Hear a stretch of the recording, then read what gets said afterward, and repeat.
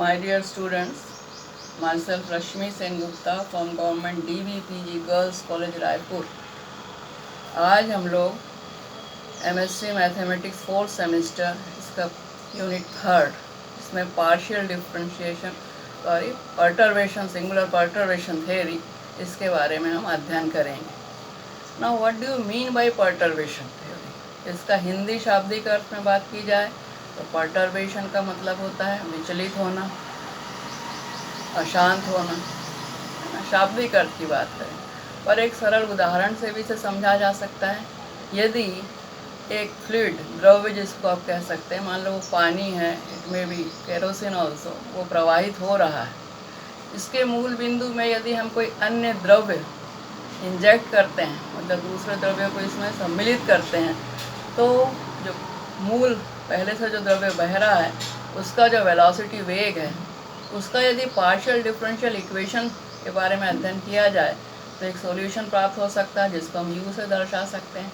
और बाद में जो द्रव्य प्रवाहित इसमें हो रहा है, इंजेक्ट हो रहा है, उसकी बट नेचुरल डेंसिटी, कॉन्सेंट्रेशन सभी में कुछ न कुछ अंतर होगा, जिसके कारण इंजेक्ट करने के पश्चात यदि हम उसके पार्शियल डिफरेंशियल इक्वेशन को हल करते हैं तो वो कुछ अन्य प्राप्त होता है। It may be you power epsilon, जिसको हम बाद में डिस्कस करेंगे। Now the singular perturbation theory concerns the study of problems featuring a parameter for which the solution of the problem at a limiting value of the parameter are different in character from the limit of the solution of the general problem where the limit is singular.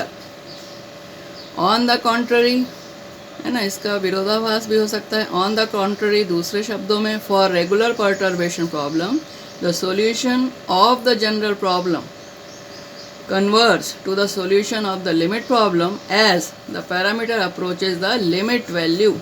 So, singular perturbation is a modification of a given partial differential equation by adding a small multiple epsilon times a higher order term, a partial differentiation में higher order term, and we see that if small u is the solution of the original partial differential equation, then again a solution u power epsilon of the perturbed problem will often behave analytically quite differently. अंतर तो होगा ही। इसी को हम यहाँ पर समझ सकते हैं इस रूप में एक एग्जाम्पल द्वारा। Let us take example of transport, है ना, स्थान में परिवर्तन हो रहा है, ट्रांसपोर्ट एंड स्मॉल डिफ्यूजन, विसरण जिसको आप कहते हैं। फ्लो ऑफ डाई, कोई डाई है, यहाँ पर द्रव्य प्रवाहित हो रहा है विदाउट डिफ्यूजन, यहाँ विसरण नहीं हो रहा है। तो मान लीजिए ओ बिंदु से हम किसी द्रव्य को प्रवाहित कर रहे हैं, ये मैंने कर्व सी द्वारा प्रदर्शित किया है इसके पाथ को। अब ये तो दिशा की बात हो रही है। इसी पर्टिकुलर बिंदु xt पर कुछ हम यहाँ पर डिस्कस करेंगे किस प्रकार से ये दूरी इस प्रकार लेना है, उसको मैं बताऊंगी।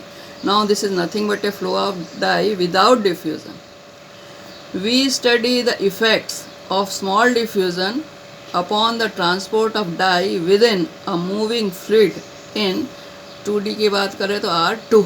तो मूविंग फ्लूइड पहले से है और हम बाद में इसमें इक्वेशन प्राप्त करेंगे। Suppose there is a smooth vector field, field को हम बी वेक्टर से दर्शा रहे हैं, जिसकी स्थिति है 2 dimension R2 again 2 dimensional R। B किस प्रकार है, स्मॉल बी किस प्रकार है, B1 B2, दो क्यों लिए गए, क्योंकि double dimension. Which represent the steady fluid velocity, क्या प्रदर्शित कर रहा है यह, फ्लूइड के वेलोसिटी को, वेग को। अगेन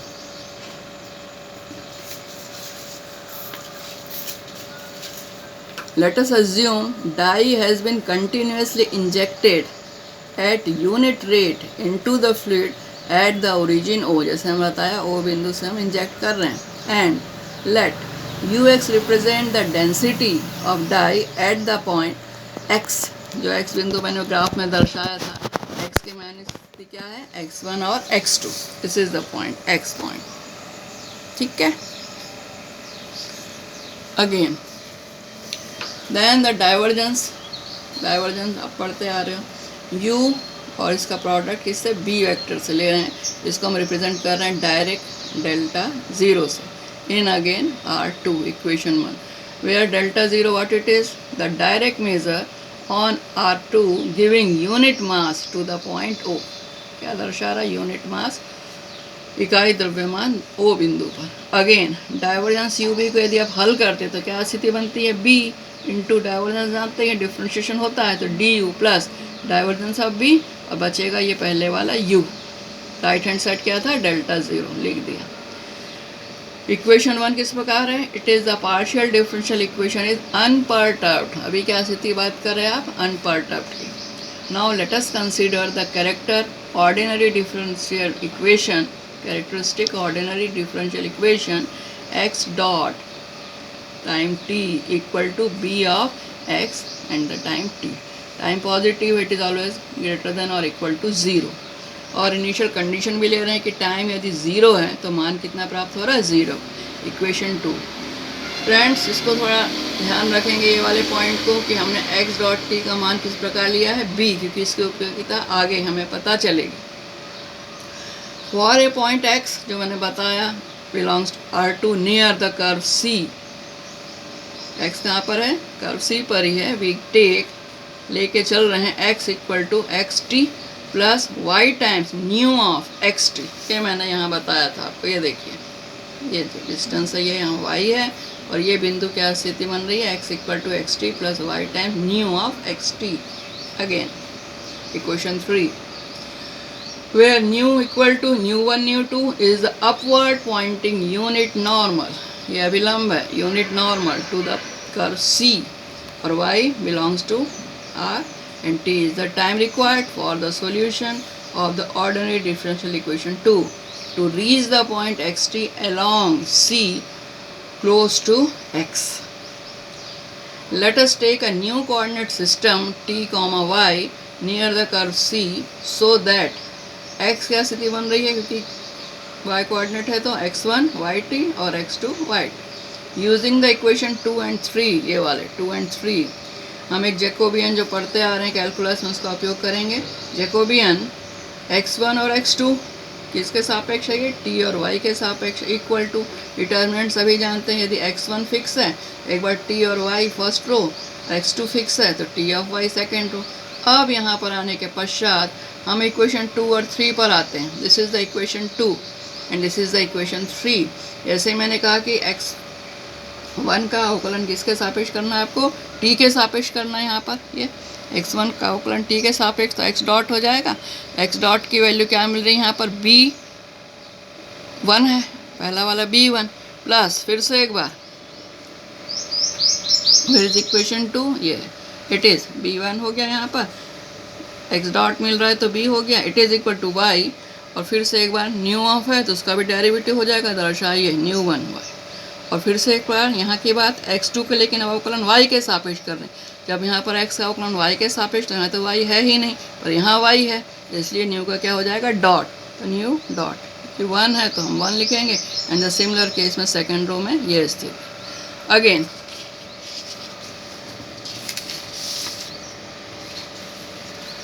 अब क्योंकि फ्लूइड है तो हमें और कुछ चीज़ें भी देखनी होंगी। Let us take sigma equal to mod of b, nu equal to minus, क्योंकि यूनिट नॉर्मल ऊपर है इसलिए minus b1 b2 upon sigma and nu dot equal to वही पिछला minus sigma k tau equal to minus k as it is. तो इसको हम दर्शा रहे हैं b के द्वारा। सिग्मा स्पीड है फ्लूइड का, के कर्वेचर, कर्व है तो curvature tau it is equal to b upon sigma, it is tau is always the unit tangent. Then जो वैल्यू थी डेल ऑफ x1 x2 अवकलन किसके सापेक्ष, t ऑफ y के सापेक्ष, स्थिति बनती है आपकी यहाँ पर अवकलन करने के बाद सिग्मा 1 माइनस के टाइम्स y पीछे से। Equation 4 if u has the form ux equal to product of the two del t delta y। Equation 5 in the coordinate कौन सा चल रहा है, t y, delta denoting the direct measure जो शुरू में देखे थे on r giving unit mass to the origin. जो मूल बिंदु वो था उस पर क्या दर्शा रहा है, डेल्टा यूनिट मास। अब कंप्यूट गणना करनी है, रो की गणना, to compute rho. Taking capital R to be a small smooth region in x1 x2 plane with boundary intersecting the curve C at the point xt1 and xt2 where always t1 छोटा है किससे t2 और time है तो हमेशा positive. Now let r dash denote the corresponding region in ty plane, then using equation 4, इस equation 4 का आप यहाँ पर उपयोग कर रहे हो, we get, take the integration u dx, क्योंकि आपको हल प्राप्त करना है, इक्वल टू रीजन हमने क्या लेकर चल रहे हैं यहाँ पर r1 मान रखते चलिए, rho of t delta direct delta y sigma of t 1 minus k y, ये वैल्यू आई है 1 minus k y d y और d T.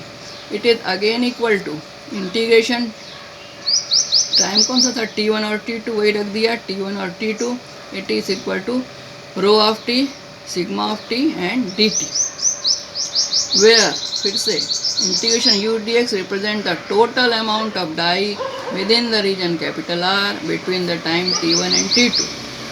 So this value rho of t sigma of t d t जब आप हल करते हैं तो ये जो वैल्यू आपस में इन्वर्स है, इसके कारण t2 upper value minus t1 lower value, क्योंकि इंटीग्रेशन t आएगा। Hence u of x t equal to direct of y upon sigma of t, this value.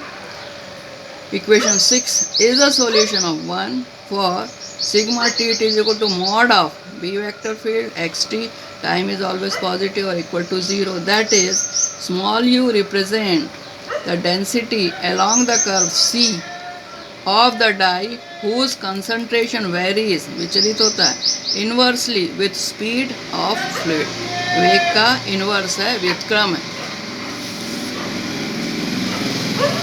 अब एक मन में विचार आता है हमारे कि क्या अभी जो इक्वेशन 6 बताया है वो सॉल्यूशन किस प्रकार का है, क्या वो वीक सॉल्यूशन है, तो क्या is u is a weak solution of the unperturbed, अभी अनपर्टर्ब्ड की बात कर रही हैं, PDE1 लिया था हमने शुरू में।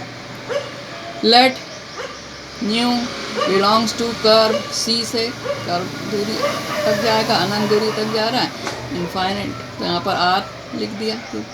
Then using the equation 4 previously we get the integration R2 value जो थी dv du dx equal to again the integration dv, ये जो मान हम यहाँ पर रख रहे हैं, this value b direct of y sigma of t 1 minus k y d y d t, जो मैंने पहले बताया था, it is equal to again limits क्या है 0 to infinity dv xt b xt, this value again it is nothing but d d t of this value. अभी integration ये तो हट गए, अपर वैल्यू इन्फिनिटी ध्यान देंगे, लोअर वैल्यू 0 इसलिए साइन माइनस आएगा, nu at the point 0। Hence we interpret u defined in equation 6 is as a weak solution of the unperturbed partial differential equation 1. So this is how we can discuss about the unperturbed motion, singular perturbation. Next PD में हम यहाँ पर disturb होने के बाद या perturb होने के बाद पीडी किस प्रकार प्राप्त किया जाए उसको हम पीडी में देखेंगे। Thank you.